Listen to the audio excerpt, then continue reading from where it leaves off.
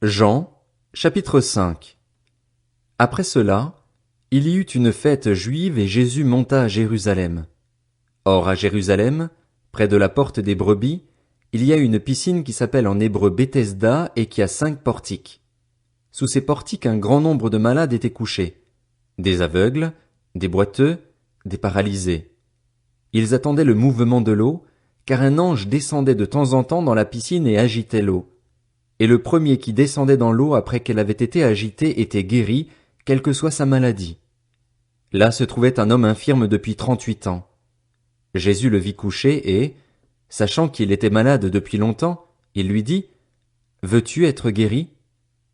L'infirme lui répondit, « Seigneur, je n'ai personne pour me plonger dans la piscine quand l'eau est agitée, et pendant que j'y vais, un autre descend avant moi. »« Lève-toi, lui dit Jésus, prends ton brancard et marche. » Aussitôt cet homme fut guéri.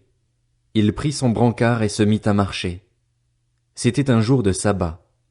Les Juifs dirent donc à celui qui avait été guéri, « C'est le sabbat, il ne t'est pas permis de porter ton brancard. » Il leur répondit, « Celui qui m'a guéri m'a dit, prends ton brancard et marche. » Ils lui demandèrent, « Qui est l'homme qui t'a dit, prends ton brancard et marche ?» Mais celui qui avait été guéri ne savait pas qui c'était, car Jésus avait disparu dans la foule qui était à cet endroit. Quelque temps plus tard, Jésus le retrouva dans le temple et lui dit, « Te voilà guéri.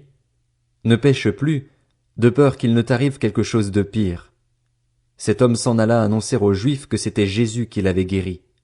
C'est pourquoi les Juifs poursuivaient Jésus et cherchaient à le faire mourir, parce qu'il avait fait cela le jour du sabbat. Cependant, Jésus leur répondit, « Mon Père est à l'œuvre jusqu'à présent. Moi aussi, je suis à l'œuvre. » Voilà pourquoi les Juifs cherchaient encore plus à le faire mourir, parce que non seulement il violait le sabbat, mais il appelait aussi Dieu son propre Père, se faisant lui-même égal à Dieu. Jésus reprit donc la parole et leur dit, « En vérité, je vous le dis, le Fils ne peut rien faire de lui-même, sinon ce qu'il voit le Père accomplir. Tout ce que le Père fait, le Fils aussi le fait pareillement. En effet, le Père aime le Fils et lui montre tout ce que lui-même fait, et il lui montrera des œuvres plus grandes que celles-ci, afin que vous soyez dans l'étonnement. En effet, tout comme le Père ressuscite les morts et donne la vie, le Fils aussi donne la vie à qui il veut. Le Père ne juge personne, mais il a remis tout jugement au Fils afin que tous honorent le Fils comme ils honorent le Père. Celui qui n'honore pas le Fils n'honore pas le Père qui l'a envoyé. En vérité, je vous le dis, celui qui écoute ma parole et qui croit à celui qui m'a envoyé a la vie éternelle. Il ne vient pas en jugement, mais il est passé de la mort à la vie. En vérité, je vous le dis, l'heure vient, et elle est déjà là, où les morts entendront la voix du Fils de Dieu, et ceux qui l'auront entendu vivront. En effet, tout comme le Père a la vie en lui-même, ainsi il a donné au Fils d'avoir la vie en lui-même. Et il lui a donné aussi le pouvoir de juger, parce qu'il est le Fils de l'homme.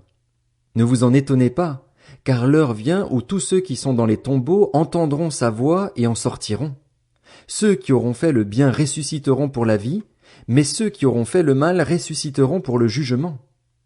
Je ne peux rien faire de moi-même. Je juge d'après ce que j'entends, et mon jugement est juste parce que je ne cherche pas à faire ma volonté, mais celle du Père qui m'a envoyé. Si je me rends témoignage à moi-même, mon témoignage n'est pas valable. C'est un autre qui témoigne en ma faveur, et je sais que le témoignage qu'il me rend est vrai. Vous avez envoyé une délégation vers Jean, et il a rendu témoignage à la vérité.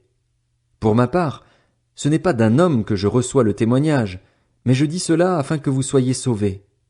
Jean était la lampe qui brûle et qui brille, et vous avez voulu vous réjouir 1 heure à sa lumière. Pour ma part, j'ai un témoignage plus grand que celui de Jean. Ce sont les œuvres que le Père m'a donné d'accomplir. Ces œuvres mêmes que je fais témoignent à mon sujet que c'est le Père qui m'a envoyé, et le Père qui m'a envoyé a rendu lui-même témoignage à mon sujet. Vous n'avez jamais entendu sa voix, vous n'avez pas vu son visage, et sa parole n'habite pas en vous, puisque vous ne croyez pas en celui qui l'a envoyé. Vous étudiez les Écritures parce que vous pensez avoir par elles la vie éternelle. Ce sont elles qui rendent témoignage à mon sujet, et vous ne voulez pas venir à moi pour avoir la vie. Je ne reçois pas ma gloire des hommes, mais je vous connais, vous n'avez pas l'amour de Dieu en vous. Je suis venu au nom de mon Père, et vous ne me recevez pas. Si un autre vient en son propre nom, vous le recevrez. Comment pouvez-vous croire, vous qui recevez votre gloire les uns des autres et qui ne recherchez pas la gloire qui vient de Dieu seul? Ne pensez pas que c'est moi qui vous accuserai devant le Père. Celui qui vous accuse, c'est Moïse, celui en qui vous avez mis votre espérance. En effet, si vous croyiez Moïse, vous me croiriez aussi, puisqu'il a écrit à mon sujet. Mais si vous ne croyez pas à ses écrits, comment croirez-vous à mes paroles?